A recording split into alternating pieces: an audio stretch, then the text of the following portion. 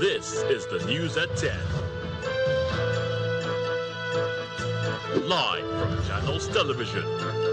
Reporting tonight, Ayotunde Balogun. Hello and welcome tonight.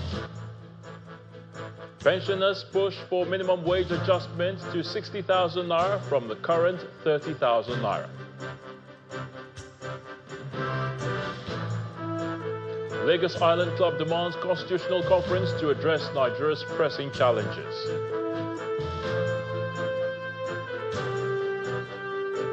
NDLEA dismantles cocaine cartels behind series of UK-bound shipments.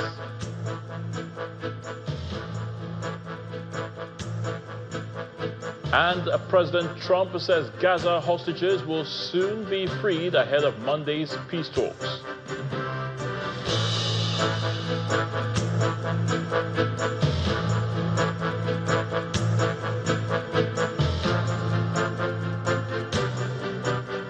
We begin in the nation's capital, Abuja, where the Nigeria Union of Pensioners is advocating for an upward review of the national minimum pension from 30,000 naira to 60,000 naira.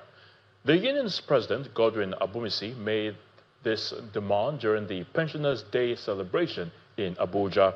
In addition, the group is calling for the release of the outstanding 37 billion naira earlier approved for the implementation and settlement of arrears related to the 32,000 naira pension increase. Our correspondent, Emanuela Ekele, reports. Pensioners from different parastatals and ministries converged to mark their annual Pensioners' Day celebration. The plight of pensioners and demands for increase in pension funds has been on the front burner. This year's celebration is no different. Especially appreciate. While they applaud President Tinubu for releasing funds for payment of outstanding pensions and gratuities, they appeal for an approval of a new national minimum pension.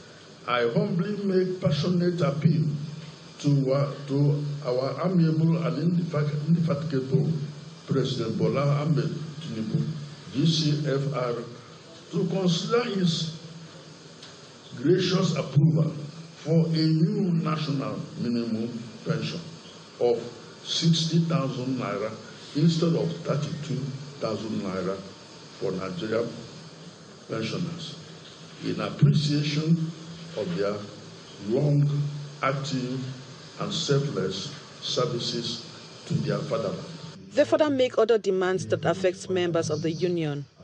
The release of balance of 37 billion out of the 58 billion approved for the implementation and payment of the arrears of the 32,000 naira pension increase.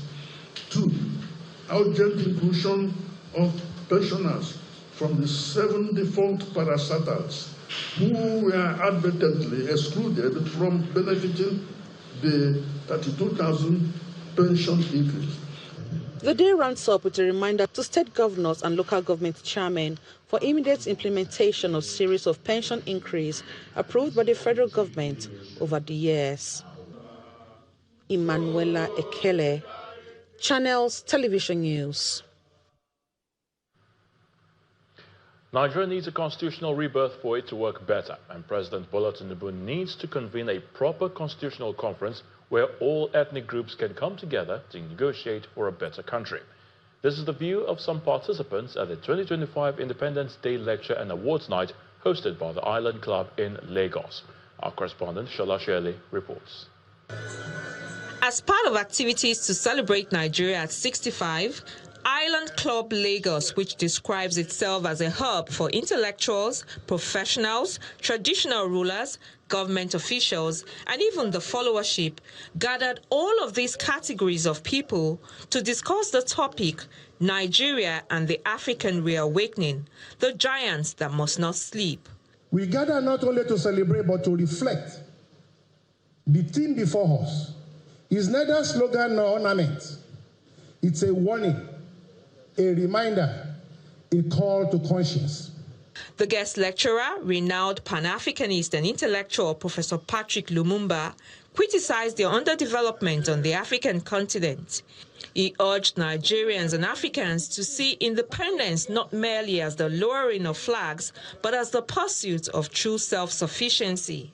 The first thing that we must do today to commemorate the 65 years since Nigeria regained independence is for Nigeria and Nigerians to make a solemn resolve that is no longer business as usual, that from today on, Nigeria is going to provide leadership, that she's going to provide leadership in the economic arena, that we are going to hear Nigeria talk about agriculture, that we are going to revive our industry so that we can create jobs here. A panel session followed with these contributions. Growing up as a teenager, I was socialized on music, dress, food, fashion, and culture that was totally un-Nigerian. Because we wanted to have Afro that was American, we wanted to have bell bottom, we wanted to listen to music that was from yonder. But I think that is changing. That tide is slowly turning. The movies that the generation below us are watching are largely being produced from here. The music they are listening to is not what we listen to. They're listening to the music they are making. And I see that as that tide is turning, there's a unique opportunity to also now push with our music, our brands, push with our film, our finished products, push with our jollof rice, many finished goods that come from this part of the world. Nigeria must be born again. And by what I mean, contextually, structurally, constitutionally, legally. Some people are talking that no, it is not the constitution, it is people that matter. Come on. If you say the constitution does not matter, then why do we have a constitution at all? And for a country as big, as large, as diverse as Nigeria, we cannot run a unitary government. It is only federalism that can save us. And our president, our beloved president, Bola Ahmed Tinubu, has the greatest opportunity to make this country better. And we plead to him to please convene a proper constitutional conference in which all the ethnic groups in this country would come together and negotiate a better Nigeria.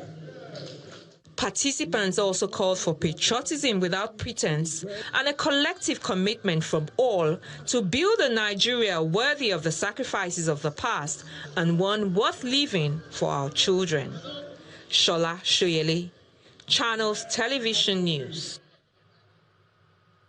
As part of activities marking Nigeria's 65th independence anniversary, the Anglican Diocese of Lagos organized a special diocesan prayer walk to commemorate the occasion. Now, the walk began at the Cathedral Church of Christ, Marina Lagos Island, and concluded at the Centenary City in Ibejuleki, bringing together the entire diocesan family in collective prayer and blessings for the nation. Speaking at the end of the exercise, the diocesan bishop, Right Reverend Ifedola Okukwebi, identified economic hardship as the country's major challenge. He urged leaders to prioritize the welfare of citizens and work toward the common good of all Nigerians. The Diocesan Bishop of Lagos, Church of Nigeria, the Anglican Communion, Right Reverend Ifedola Okukwebi, kickstarts the day with a prayer to signal the beginning of this year's Diocesan Prayer Walk to mark Nigeria's 65th independence anniversary by the Church.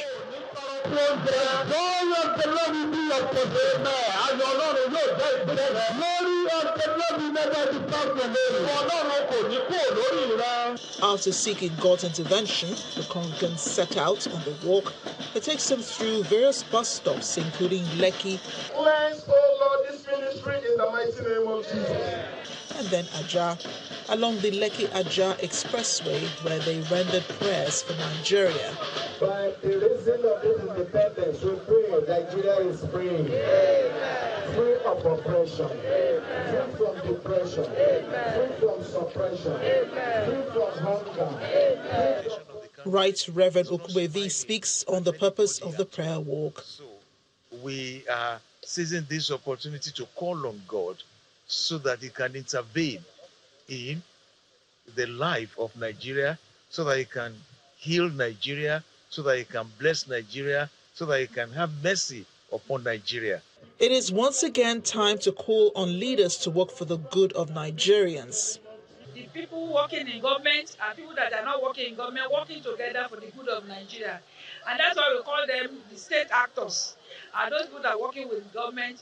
The non-state actors are those that are not working with government. So if everybody works together for good, Nigeria will be better for it. On the 65th independent anniversary, we want our leaders, especially our head of state, the commander-in-chief of the armed forces, Asiwaju Bola Ahmed Tinubu, to look into the economic problems, to look into the cost of things, and to help our youth to grow. Also, to take good care of the elders and the adults and the elders as well, and to make sure that infrastructures are being put to place, and to make people smile. And I want to tell you that if there's light in Nigeria today 24/7, the economy will surely change. Participants prayed for peace, divine favor, unity, and a brighter future for the nation. They believe God's mercy will continue to prevail over the country as it faces its challenges head-on.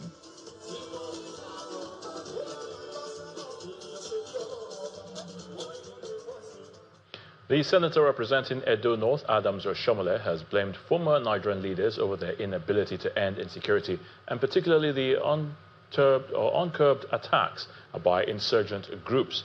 Now, speaking on our political program, Sunday Politics, Senator Oshiomhole explains that the leaders present claim should have been expressed and more sophisticated arms provided for those in the battlefield. The senator was reacting to the comments by the former president at the book launch of the former Chief of Defense Staff, General Lucky Irabo. If leaders is a former commanders-in-chief of the armed forces, I've had opportunity to interact with Boko Haram leaders.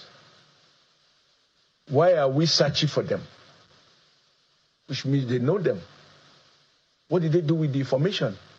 Did they needed to wait for, in my opinion, for a book to be published by a former chief of defense staff? I also witnessed, listened to President Jonathan when he said that he found that the Boko Haram people were more armed, were better armed than the Nigerian army. I'm like, really? What should be the policy response to that? If as a president I found that the enemy is better armed, am I forbidden from acquiring even more sophisticated weapon for the Nigerian armed forces to deal with the ragtag army? My own philosophy is that the leaders should join in lamentation, because those who are hit look up to leaders for solution. When leaders then take turn to lament, I don't know what they want the followers to do. I think as a former commanders-in-chief, they've got to be very careful about what they say. Our leaders know these people, the leaders of these people, and they even engage them in conversation. And then we are looking for them. In part two, after the break, our special report examines police crackdown on tinted glass permits amid rising disputes. Please stay with us.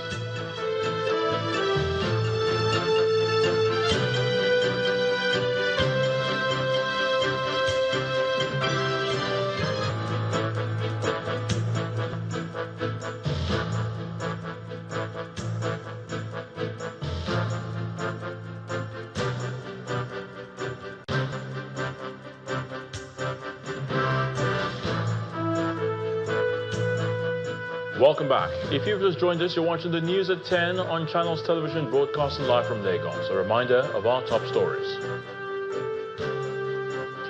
Pensioners push for minimum wage adjustment to 60,000 naira from current 30,000 naira.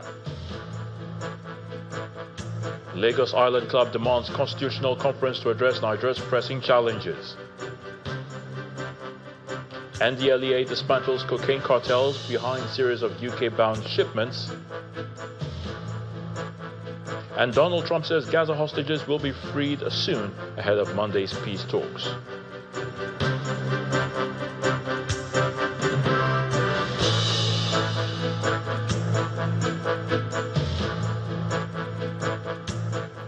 As part of efforts to guarantee free, fair and credible elections in 2027, the civil society organization, the New Direction for Nigeria movement, is calling for a review of the law empowering the president to appoint the chairman of the Independent National Electoral Commission, INEC. Speaking at a news conference in Abuja, the group's convener, Comrade Mark Adebayo, also urged state houses of assembly to prevent governors from appointing chairmen of state independent electoral commissions. He stressed that such reforms are necessary to ensure transparent and credible electoral processes across the country. We are tired of an INEC that undermines our elections.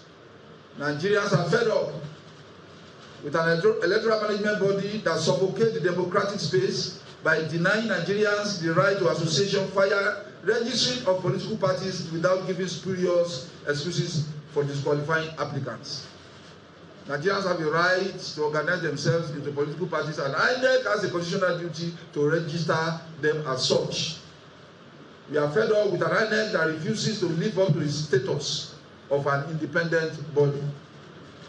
At this juncture, and with the benefits of hindsight, it is no longer tenable for a president contesting an election and whose party is participating in an election to have the authority to appoint the umpire of that same election. How do you allow a team participating in a match to pick the referee? That match is already rigged against the other team. It leaves too much room for rigging and a credible challenge of trust. It is time for the country to implement the Justice Ways electoral reform recommendations in order to save our country and our democracy. To security issues, the Nigeria Police has announced that there is no going back on the full enforcement of the tinted glass permit, which commenced nationwide on Thursday, October the 2nd, following directives from the Inspector General of Police, Mr. Kade Agbetukun. Speaking exclusively to Channels Television, the Force Public Relations Officer, Mr. Benjamin Hundeyin, says the enforcement is in strict compliance with the Motor Vehicles Prohibition of Tinted Glass Act of 2004. Our next report examines the propriety and implications of enforcing that law. The nationwide enforcement of the tinted glass permit appears to have taken off on a cautious note as many motorists in the nation's capital ply the roads without the permit. According to the National Automotive Design and Development Council, Nigeria, as at 2024, boasts an estimated 11.8 million vehicles traversing its roads. Although the enforcement of the tinted glass permit is yet to begin, in Abuja, Niger, Lagos and other states have commenced the enforcement, with the Niger State Commissioner of Police personally monitoring the exercise in Minna, the state's capital. You know, we have given the 2nd of October to be the day of enforcement of tinted glass permit. So that is why I myself decided to come out with my men, you know, to supervise all my DPOs and area commands and make sure that that order is being enforced today, as directed by my Inspector General of Police. A member of the Niger State House of Assembly representing Bauchi constituency, who was among motorists stopped during the exercise to provide his tinted glass permit, commends the police commissioner for leading by example in the enforcement exercise. For me to be amongst those people that they have checked, honestly, that has given me more confidence in the Nigerian police force. Citing the Motor Vehicles Prohibition of Tinted Glass Act 2004, the Force Public Relations Officer insists there's no going back on the enforcement. There's a law in place for that. If you must tint your glass, if you must be inconspicuous, if you must be very covert, then we need to have your details so that if things happen it's easier to trace the criminal. If the vehicle was registered in your name and you sell the vehicle and you don't change some of these details, so if the vehicle is used to commit a crime, then I'm coming for you, and you are just innocent because you have sold the vehicle. Although the police insist the permit remains a vital security regulation used to curb criminal activities and enhance public safety, some residents disagree. Police has not been able to prove that people who use tinted glasses are either kidnappers or armed robbers or bandits. Those are not the problems we have now. I don't see any reason they will ask you for permission to get tinted glass permission before you can use your car. I honestly do not see anything that anybody will gain from it. However, motorists are divided on the cost of renewing the permit annually. It has turned out to become a way of money-making machine for the police, because other countries, what they do is that you have factory-fitted cars where, as they're coming out from the factories, these cars are tinted. And so for a situation like that, what are they going to do? This is something they've been doing every year. For us, we just see it as a money-making machine for the police, full stop. If the government have the power to reduce it from 14, wherever, to let them just drop a bit. With that one, it will help everybody. I'm not against tinted permits. The Nigerian Bar Association is not taking the enforcement with kids' gloves, as a federal high court sitting in Warri issued an order directing the Nigeria Police Force and the Inspector General of Police to maintain the status quo in the ongoing case concerning the tinted glass permit. Delivering the interim order, the court directed the police authorities to respect judicial processes pending further proceedings in the matter. However, the police insist that the case by the NBA does not amount to a stay of action.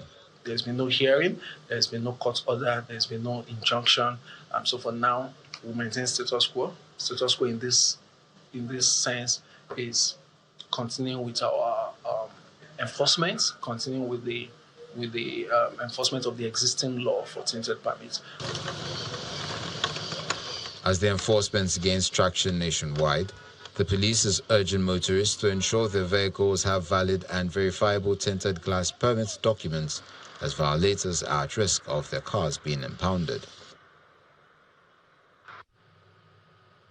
The National Inland Waterways Authority, NIWA, has extended its safety campaign to Calabar Cross River State.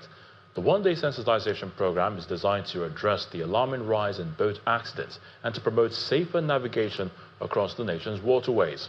NIWA emphasized that inland water transportation remains a vital lifeline for the movement of people and goods, particularly in riverine communities. Inland water transportation is a vital lifeline for movement of people and goods, especially in riverine communities. But it's a high-risk venture, often plagued by poor safety practices, substandard equipment, and a widespread disregard for safety regulations among operators and passengers alike. Fatal boat accidents, often caused by overloading using defective vessels and ignoring weather advisories, are tragic, but according to experts, largely preventable. It's against this backdrop that NIWA has intensified its nationwide safety crackdown, making Calabar one of its latest stops. This is one of the sensitization programs that we are carrying out this year. This is the third of it, the third quarter. You were aware we have done the first quarter, the second quarter, this is the third quarter. And this is in line with the mandate of the CEO, Managing Director of NIWA, and the Federal Minister of Marine and Blue Economy for us to regularly engage stakeholders and any other person involved in these activities, the waterways activities. And the message is clear. The message is safety, safety, safety. The representative of the Cross River State government pledges its full backing for NIWA's life-saving initiative. The welfare and the security shall be the primary purpose of government. That means that government must place premium for the protection and lives and properties of the people. Then I use the opportunity to thank the area manager for seeing the reason to supply the passengers life jackets, of which it is in line with the Constitution of the Federal Republic of Nigeria. So I also use the opportunity to advise the passengers, because at times some passengers could be so stubborn. If they ask you to wear a life jacket, you will not like to wear they will not like to wear the life jacket, because you have to put on the life jacket and fasten it onto yourself, so that should in case nobody expecting anything, but if it may both mishap happened, that's the only thing that can save you. So that's my advice to the passengers. They should always deem it fit to fasten up their life jackets before they aboard.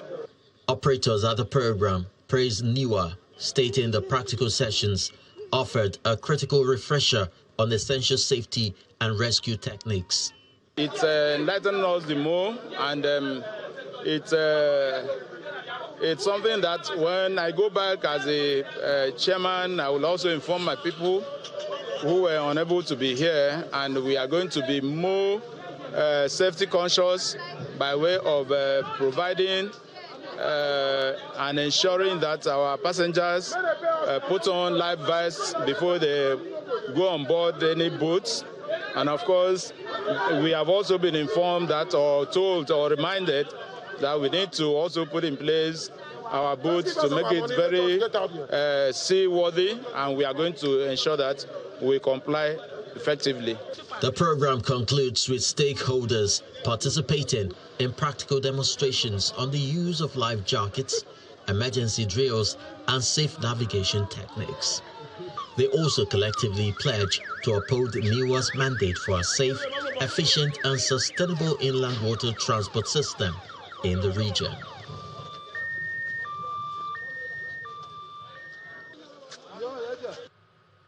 Now, there's been a major breakthrough in anti-smuggling operations, with the Nigeria Customs Service announcing the interception of 700 bags of donkey bones and skins valued at 1.86 billion naira in duty.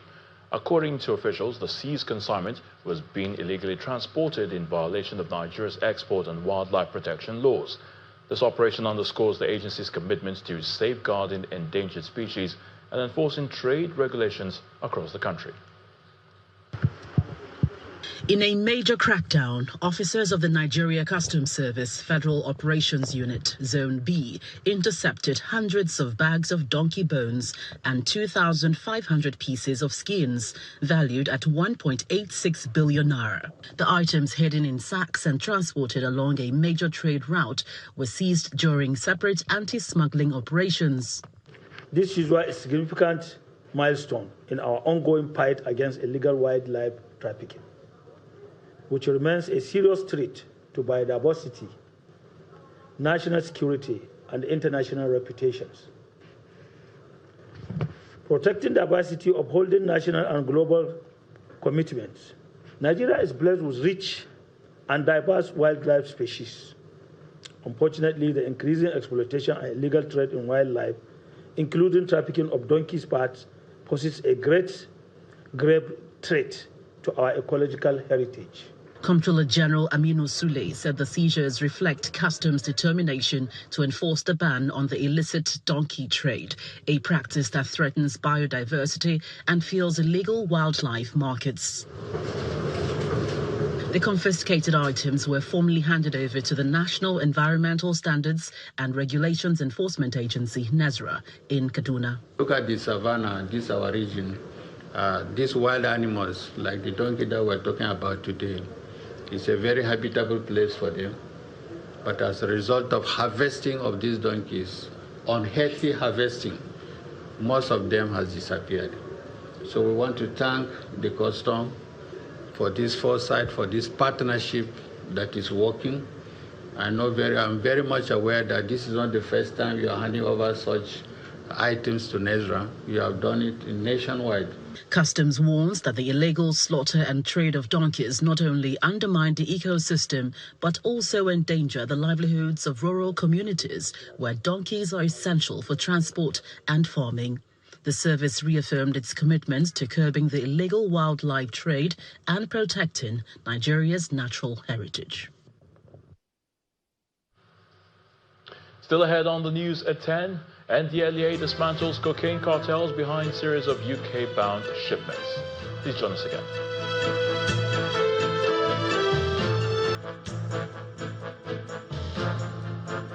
Welcome back.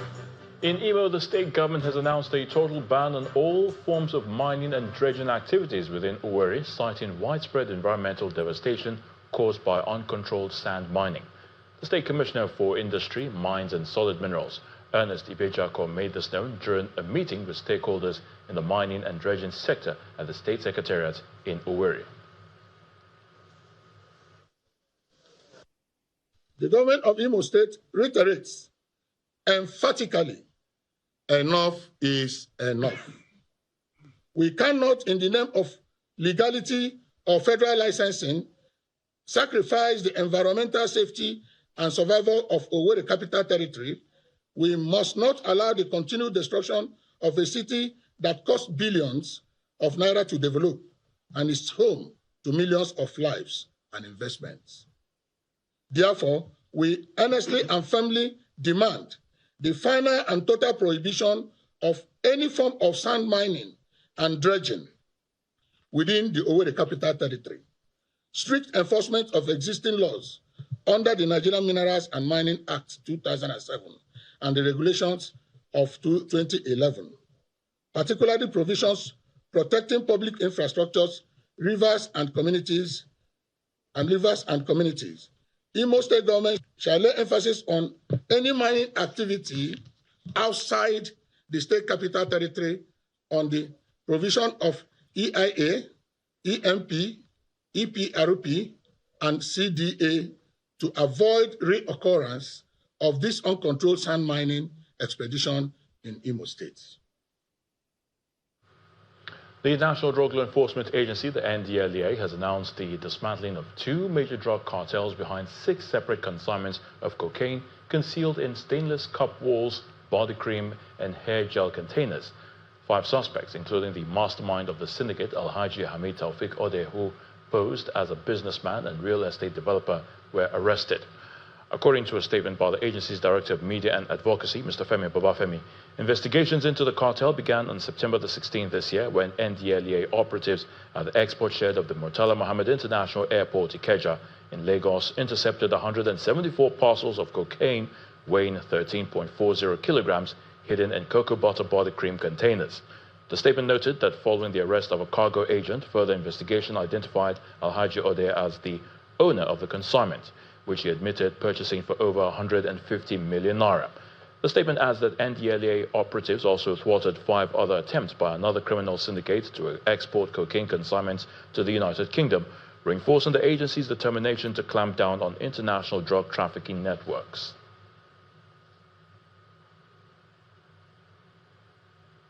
Electricity supply remains one of Nigeria's most pressing challenges, with over 200 million citizens relying on less than 5,000 megawatts nationwide. In Bayelsa State, however, hope is on the horizon as the government advances a gas turbine project aimed at providing steady electricity to households and businesses across the region.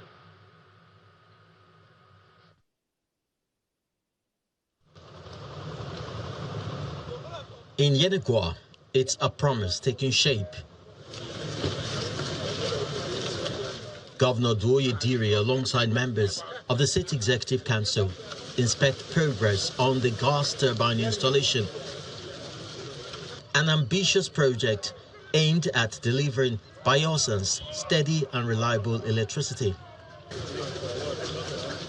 The governor emphasizes that the project will reduce dependence on the national grid while fueling industrial growth and economic transformation across the state. By December, hopefully, even before Christmas, we will have these turbines fired up.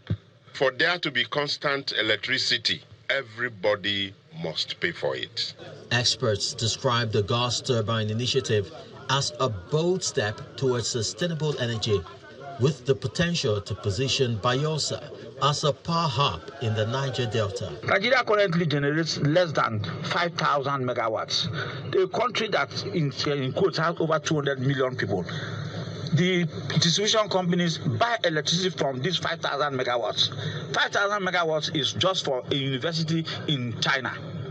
That's what we're proud of. Sometimes when we get to 6,000 megawatts, you see the system has this thing. Before you know, the system will be agitating and it collapses. That's to tell you that from generation, transmission to distribution, there are challenges. It is now left for us to turn these challenges to opportunity so that everyone will be happy. Governor Diri also toured other ongoing project sites in Yenegua, reaffirming its government's resolve to deliver legacy infrastructure that meets today's needs while powering tomorrow's aspirations. Now the federal government has renewed its commitments to ending obstetric fistula in Nigeria, a childbirth injury that continues to affect many women, especially in rural communities, through collaboration with development partners. Speaking on behalf of the Coordinating Minister of Health and Social Welfare at the launch of the Fistula Foundation Treatment Network, the Director of Family Health, Dr. Binyere Mukaire, described the initiative as a significant step toward restoring women's health and dignity. The event brought together representatives of the Federal Ministry of Health and Social Welfare, the Fistula Foundation, development partners, and civil society groups, all working to end obstetric fistula injury and improve women's health. The initiative is described as a major milestone in Nigeria's fight against obstetric fistula, as government continues to provide policy support and expand access to surgical repairs and rehabilitation services. The Ministry of Health has been able to strengthen the primary healthcare system, especially ensuring greater access to quality maternal, newborn, and child health. And particularly for fistula today that we are speaking on today, we have expanded the health insurance coverage for free fistula treatments through the NHIA. About 1,629 women and girls with obstetric fistula have been repaired, and implementation is going on in 17 facilities. The program aims to train health workers, promote community awareness, and prevent new cases, especially in hard-to-reach areas. Through innovation, stronger health systems, and community-driven action, we are working together to ensure that obstetric fistula becomes a thing of the past, one that future generations will only read and hear about in history books. The Fistula Foundation. The Chief Executive Officer of the Fistula Foundation believes the network will strengthen collaboration between government and health experts to bring quality care closer to communities and ensure that no woman is left behind. As we know, Nigeria bears the world's highest burden of obstetric fistula, and for far too long, too many women have suffered in silence.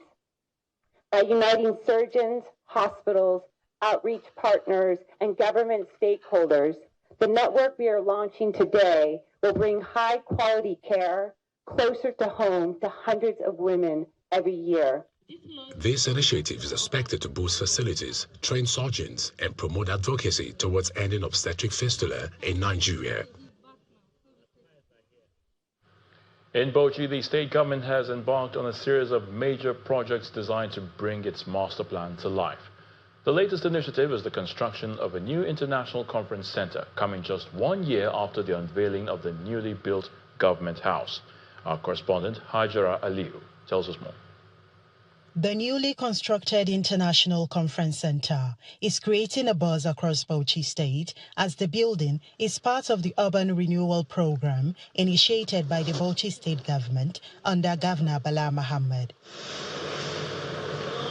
Situated opposite the newly rehabilitated government house, the center, built for commercial purposes, is fully equipped with modern facilities and can accommodate up to 3,000 people, including outdoor extensions. It's a very large building that has about 5 conference halls. We're sitting in the largest conference hall. This seats about 1,500 people. In an assembly-style sitting. If you're doing banquet, it takes a little bit more, less than that. The next hall, about 750 people. The next one, 300 people. The next one, 200 people. The state government is preparing to launch the center with its first ever investment summit.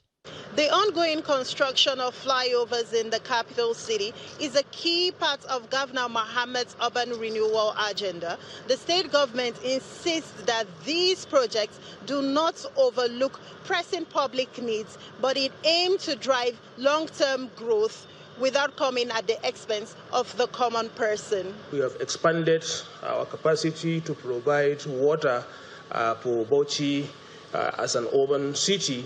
At the same time, our schools, we built so many schools and so many hospitals to match the increasing demography. We've renovated the Secretariat for Civil Servants.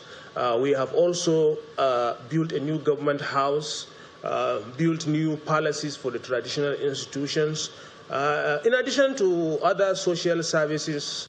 Meanwhile, over 30 road projects have been inaugurated in the state capital alone, including an ongoing reconstruction of the State Assembly complex. Gaskiya mai gidan gwamnati yayi kokari akan ayyukan da yake. Ko ba ka san sa ba zaka dawo kana san sa. Da dai ba na san sa a raina. Amma yanzu na ji na dan san sa yana so ya shiga raina gaskiya. As the urban renewal project takes shape, Governor Mohammed hopes to leave behind a modern and vibrant city. Hajara Aliyu, Channels Television News. Education is in focus in Taraba State, where school enrollment has risen from over 700,000 to more than 1 billion pupils within the last 2 years. Governor Agbo Kefas made this known during a meeting with heads of basic and secondary schools across the state at Government House, Jalingo. He attributed the surge to his administration's free education program.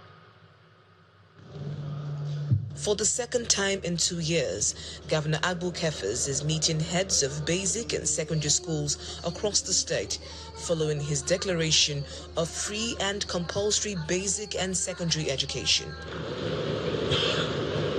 The meeting aims to reflect, evaluate, and chart a new course for the future of education in the state, as well as the reduction of the number of out-of-school children. There is increase in enrollment in public primary schools from 760,597 to 1,049,000. And in public secondary schools, enrollment increased from 100,950 to 186,235. According to a report from the National Bureau of Statistics, in 2020, Taraba State had 499,923 out-of-school children. The state government explains that efforts are in place to address the challenges, including inadequate infrastructure, shortage of teachers in remote areas, overcrowded classrooms, indiscipline, poor teachers' welfare, amongst others. One of the challenges we are still having, apart from that renovation and fencing, is shortage of staff in the rural areas, as said by the Honorable Commissioner. And one of the ways I suggest that we should overcome this is using our PTA staff, that we are giving them a little stipend out of the running cost you are giving us. They are working, they are committed with the little stipend. If the government can accommodate that by paying them directly from the government coffers, I think it will go a long way. However, the governor is not satisfied with the state of public schools in the state, as he plans to revive the Parents Teachers Association in public schools and create Community Education Development Committee and improve the investment in school infrastructure. I want a very quick... He is further saddened by the lack of data on education in the state. I want to provide money direct to you. Each of the school, you open an account. Either you do each of the school or each of the local government. I don't know how you want to do it. So, Parent Teachers Association account. All the money that is going there is for you to renovate the old structures and then make the chairs and table for every child. The governor also approved the direct release of funds for school infrastructure to headmasters, principals, and the PTA to improve accountability and sustainability. Still on education, the Nasarawa State University KEFI is driving innovative entrepreneurship to equip its students with lifelong skills needed to navigate real-world challenges after graduation. The institution is also positioning itself as a leading center for innovation and entrepreneurship studies in Nigeria. This was highlighted by the Vice-Chancellor, Professor Saadatu Liman, during the university's first international conference on innovation. Our correspondent, Halima Gayam, reports. The Vice-Chancellor of the Nasarawa State University, KEFI, Professor Saadatu Liman, is hosting this international conference on innovation and product exhibition. The first for the school as it champions innovative entrepreneurship and sustainable development to chart a global economic future for its graduates. Delivering an address virtually, Mrs. Martina Ronka Pospic from the University of Economics in Poland harps on new frontiers for social enterprises, circularity, decarbonization and local food chains. On its part, Suleiman Abubakar highlights the need for technological adaptation. This is what is driving the world today, and this is what the world requires to be able to go to the next level. And so nations must support companies that are entrepreneurial and innovative, because or else they will be left behind. Determined to take the lead in implementing the roadmap to achieve its objectives, the Vice-Chancellor of the university reaffirms her commitment to provide institutional support. We are aligning our curricula to the demands of the 21st century, modernizing infrastructure, deepening research and innovation culture, and promoting partnerships between academia, industry, government, and civil society. As a department, we are deeply committed to nurturing innovative minds and equipping our students with the skills required to strive in today's dynamic and unstable business environment.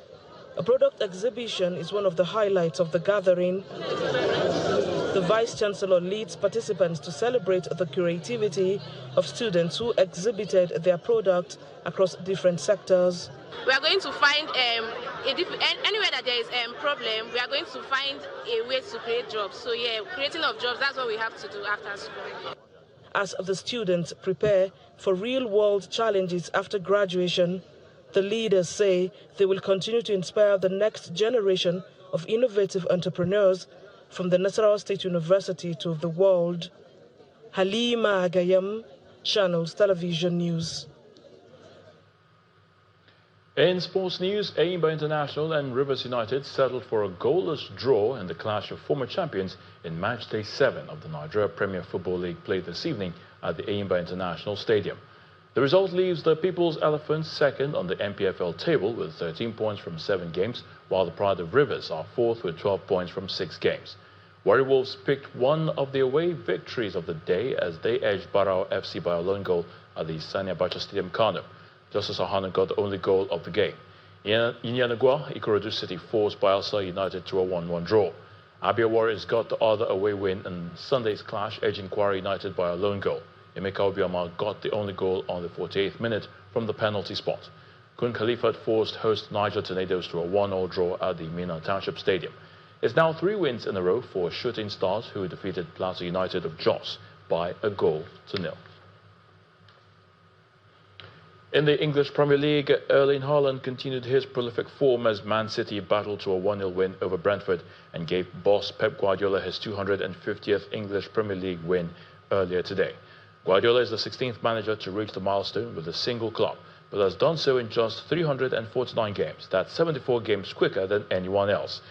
In what was a busy Sunday before the international break, Aston Villa took all 3 points, thanks to a superb brace from Daniel Marlin, who proves the difference against Burnley. Jack Grealish, the England international, scored a dramatic 93rd minute winner as Everton came from behind to end Crystal Palace's club record 19-match unbeaten run. Bruno Guimaraes and Nick Voltemade fired Newcastle United to a 2-0 victory against Nottingham Forest to maintain the pressure on manager Ange Postecoglou.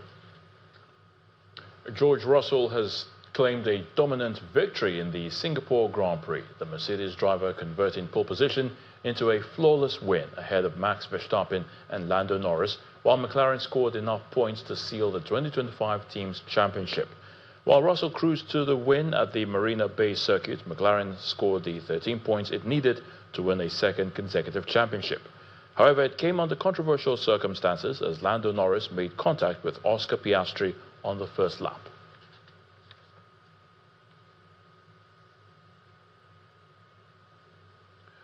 Away from sports news, U.S. President Donald Trump is very optimistic that Israeli hostages held by Hamas militants in Gaza will start to be freed very soon. He was speaking to reporters on the White House lawn earlier today. He also confirmed negotiations are ongoing. The release of the hostages is the part of the deal, or the peace deal, which Hamas already agreed to. The U.S. president is confident the Hamas militants will be releasing the Israeli hostages, having agreed to that part of the 20-point plan. It's a great deal for Israel. It's a great deal for the entire Arab world, Muslim world, and world. So we're very happy about it. When do you think the hostages will start being freed? I think very soon. They're in negotiation right now as we speak. They've started the negotiation. It'll last a couple of days. We'll see how it turns out, but I'm hearing it's going very well. It comes as mediators are set to meet on Monday for indirect peace talks between Hamas and Israel.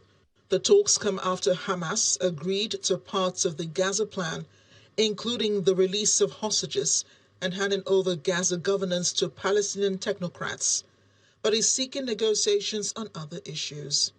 The group's response did not mention the key demands of its disarmament and play no future role in Gaza's governance. But it also comes as Israeli strikes continue in Gaza, despite President Trump asking the Israeli Prime Minister to stop. Reports from Gaza say Israel continued airstrikes and tank fire overnight and into Sunday, destroying a number of residential buildings in Gaza City. The Hamas-run health ministry says at least 65 people were killed by Israeli military operations in the 24 hours leading up to midday Sunday. Ukraine's President Volodymyr Zelensky says 5 people have died and tens of thousands left without electricity in the country following intense overnight Russian missile and drone attacks. 4 members of one family, including a 15-year-old girl, were killed by a strike in the village of Lubavka as attacks mostly targeted the western region of Lviv. Russia has confirmed the strikes, with the defense ministry announcing it carried out a massive strike on Ukrainian military and infrastructure targets. Now, the Russian assault come days after a U.S. official said the U.S. would support Ukraine launching deep strikes inside Russian territory. There have been explosions and heavy gunfire in the Somali capital Mogadishu after militants attacked a prison near the presidential palace on Saturday. The attacks have been attributed to Al-Shabaab. Reports say they used a vehicle disguised as those used by the Regional Intelligence Unit. The soldiers repelled the attack and killed several militants.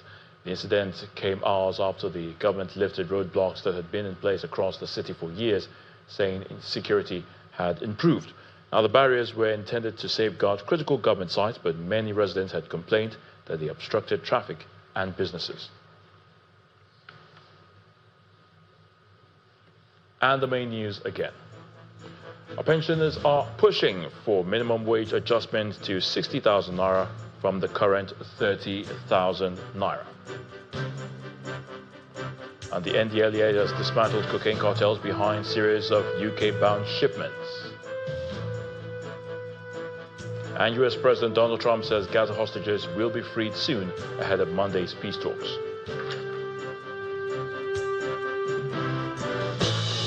That's the news at 10 tonight. Thank you so much for watching. I'm Ayotunde Balogun. Do have a good night.